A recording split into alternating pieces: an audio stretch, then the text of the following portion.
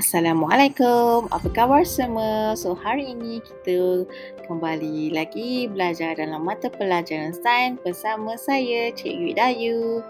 So, hari ini kita akan pelajari ataupun ulang kaji semula topik campuran. Okey, topik campuran. Jadi, masihkah kamu ingat apa yang kita pelajari sebelum ini?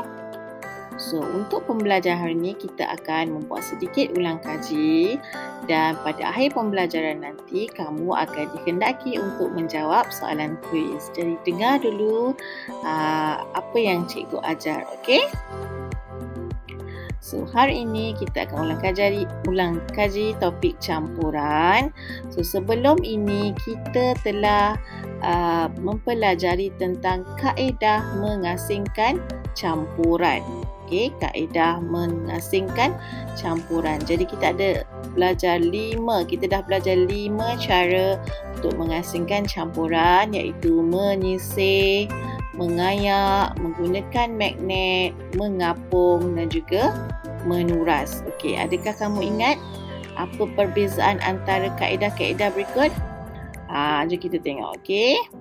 So, kaedah yang pertama iaitu menyisir. Okey, menyisir ni kita gunakan untuk mengasingkan dua bahan yang bersaiz besar. Contohnya maruku dan juga kita nak asingkan maruku dengan kacang kan. Jadi kita menggunakan tangan, kita asingkan antara bahan tersebutlah, ya. Okey, kemudian kita juga belajar tentang kaedah mengayak. Okey, kaedah mengayak ni kita asingkan bahan bersaiz kecil daripada bahan bersaiz besar ataupun halus. Okey, contohnya tepung dengan buah ceri ke. Okey, kita nak asingkan tepung dengan kismis ke. Okey, satu bahan yang halus dan satu lagi bahan yang besar. Okey. Kemudian kita menggunakan magnet. Okey, so ini adalah kaedah untuk mengasingkan objek yang boleh ditarik magnet daripada bahan yang tidak boleh ditarik magnet. Okey, contohnya apa bahan yang boleh ditarik oleh magnet? Kita dah pelajari sebelum ni, contohnya seperti paku, klip kertas kan. Kita dah asingkan, mungkin dia berada di dalam pasir ataupun tepung. Jadi kita nak ambil bahan-bahan yang boleh ditarik magnet tu, kita gunakan magnet. Okey.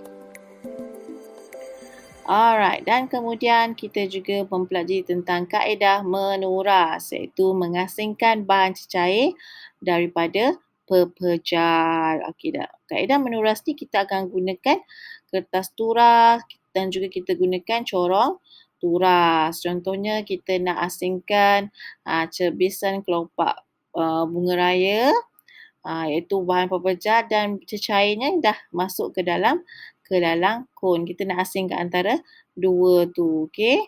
So dapatlah asing, bila terasingnya tu dapatlah cecair warna bunga raya yang warna merah ni. Okey, so itu adalah teknik ataupun kaedah menuras.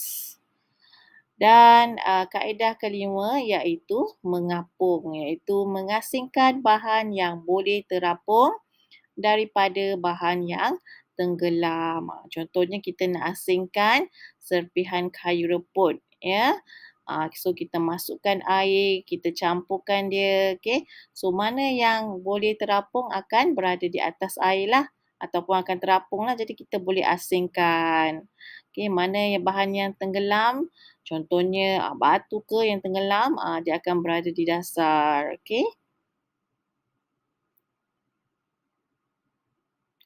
Kita juga akan belajar tentang bahan larut dan bahan tidak larut. Sebelum ni kita dah belajar kan? Okey, so ingat tak apa itu bahan larut? Okey, bahan yang apabila dicampurkan dalam air, bahan itu menjadi sebatik atau hilang. Alright. Contohnya, bahan yang larut dalam air kat sini cikgu dah bagi. Okey, serbuk deterjen, gula, garam, serbuk koko, kicap dan juga serbuk pewarna. Okey, kita juga belajar tentang bahan yang tidak larut di dalam air. So, bila dah campur, bahan tu masih ada lagi. So, ia adalah bahan yang tidak larut. Dia tidak sebati dan tidak hilang dari dalam air. Contohnya apa?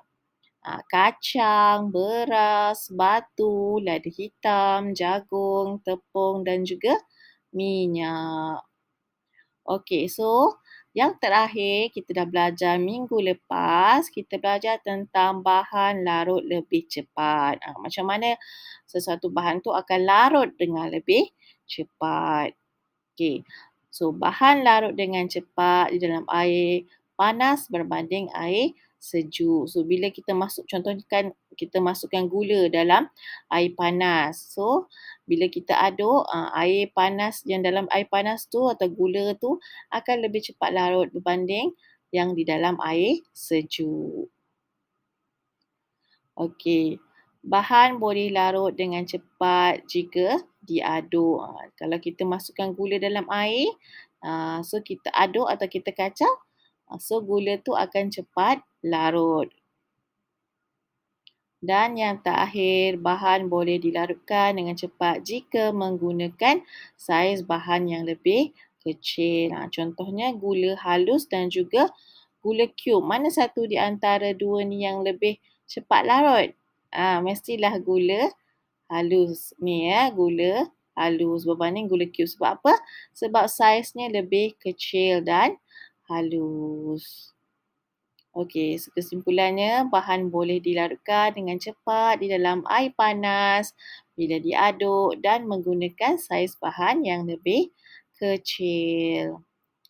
Okey, so selepas ini untuk tutorial, okey, cikgu dah berikan link.